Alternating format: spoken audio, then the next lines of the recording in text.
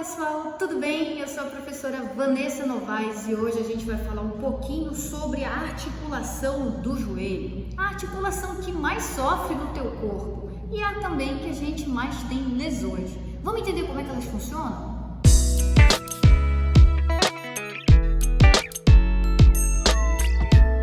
Olá pessoal, tudo bem? Vamos falar um pouquinho aqui hoje sobre a articulação do joelho, né? Essa aqui é a articulação que você está vendo, a articulação do joelho. Muitas pessoas acham que a articulação do joelho é uma única articulação.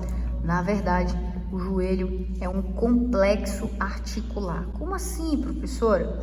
Ele é formado por duas articulações. Uma é essa aqui, ó, você está olhando o joelho de lado. Essa aqui, ó, a união da patela com o fêmur, aqui pela face patelar do fêmur. Então aqui a gente tem uma articulação. A outra articulação do joelho é a articulação tíbio-femoral. A gente tem a tíbio-femoral lateral e a tíbio-femoral medial. Alguns consideram uma única articulação, que é a articulação tíbio-femoral. Beleza?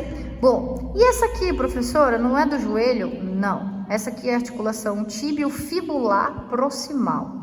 Essa articulação tibio-fibular proximal aqui, ela não faz parte do complexo do joelho, porque ela é imóvel, inclusive, ela não se movimenta.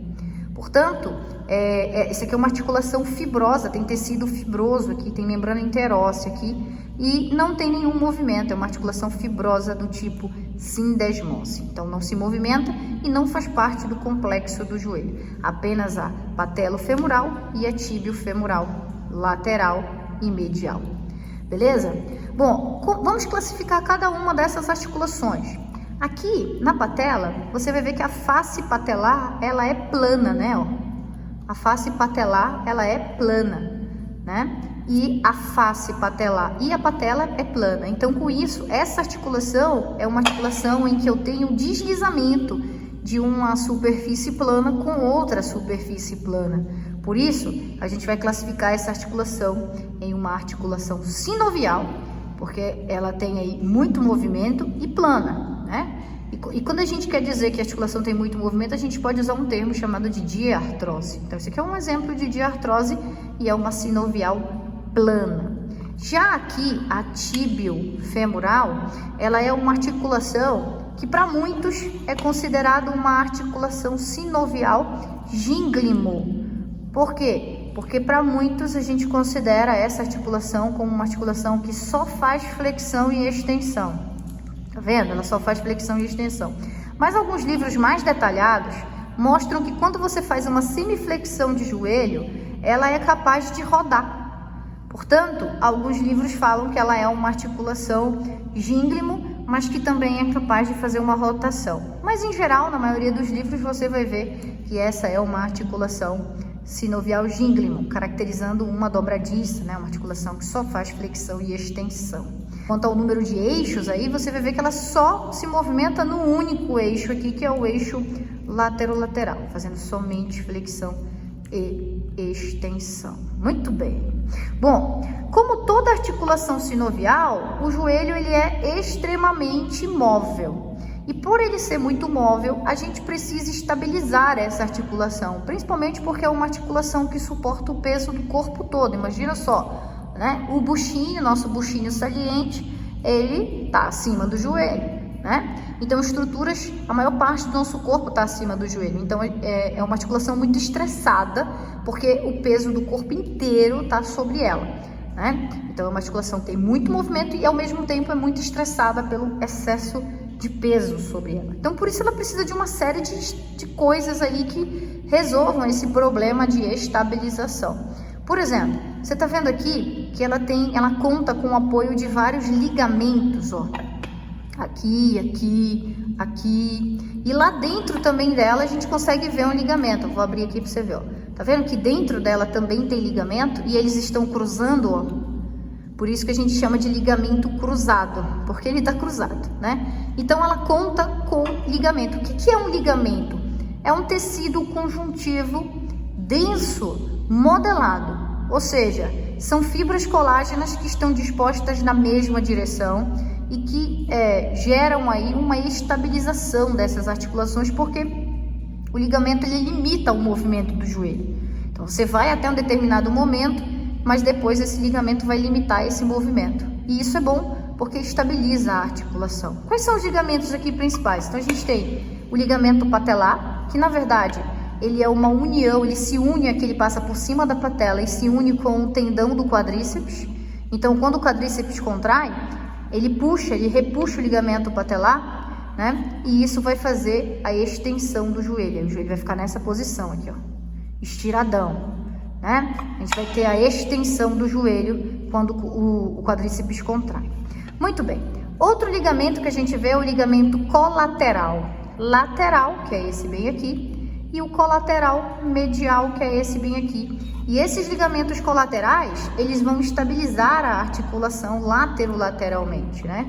Dando uma estabilização laterolateralmente do joelho, dando estabilização aqui nas regiões lateral e medial, né? Lateromedialmente, né? Digamos assim. Outro ligamento muito importante do joelho são esses cruzados. Esse primeiro que você está vendo bem aqui é o cruzado anterior, e o de trás, e a gente pode ver melhor aqui atrás mesmo, ó, é o ligamento cruzado posterior. O ligamento cruzado anterior impede o deslocamento posterior do fêmur sobre a tíbia. Então esse movimento, deslocamento posterior do fêmur sobre a tíbia, é limitado pelo ligamento cruzado anterior. Enquanto que o cruzado posterior impede o deslocamento anterior do fêmur sobre a tíbia. Olha como ele repuxa quando eu empurro o fêmur para frente. Esse deslocamento anterior do fêmur sobre a tíbia é limitado por esse ligamento cruzado, que é o posterior. E o deslocamento, né, posterior do fêmur sobre a tíbia é limitado por esse ligamento bem aqui, que é o ligamento cruzado anterior. Então, quando o indivíduo, por exemplo, tá jogando futebol e a chuteira dele prende no chão, né, no terreno lá no campo, e ele vai e a perna fica, esses ligamentos cruzados podem ser danificados. Ou quando a gente chuta o chão, por exemplo, né, e outros problemas mais, né? Esses ligamentos, eles dão muito problema porque eles soltam às vezes, dependendo da tensão que você faz, eles soltam, desprendem aqui, e aí o tratamento é cirúrgico e fisioterapêutico. Demora um pouquinho, né? O atleta tem que ficar um tempo sem treinar. Outra coisa que a gente vê no joelho é esse negocinho azul aqui, tá vendo? Porque qual é o problema?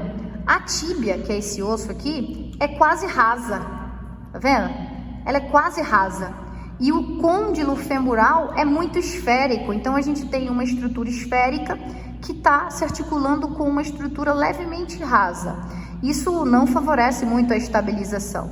Então o menisco, ele forma uma cavidade maior aqui, ó, para estabilizar melhor essa articulação tíbio-femoral aí. E claro, evitar uma desarticulação do joelho de maneira muito fácil.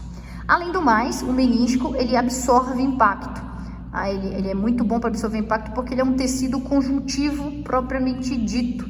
E como todo tecido conjuntivo propriamente dito, ele tem água, ele tem proteoglicana, ele tem fibras colágenas, tudo isso é muito importante, tanto para receber o impacto de compressão, quanto para amortecimento, né? Se você pular, bater o côndilo do fêmur sobre o platô tibial aqui, ele absorve um pouquinho desse impacto para a gente não começar a lesionar, né, as cartilagens articulares. Belezinha? Então essa aqui é uma nossa articulação bonitona do joelho. Essa foi a nossa videoaula sobre a articulação do joelho. E aí, ficou alguma dúvida? Pode comentar que a gente responde. E a outra pergunta que eu quero te falar: você já teve algum tipo de lesão do joelho? Conta pra mim qual foi, que a gente discute um pouquinho a fisiopatologia da sua doença articular. Até a próxima. Tchau, tchau.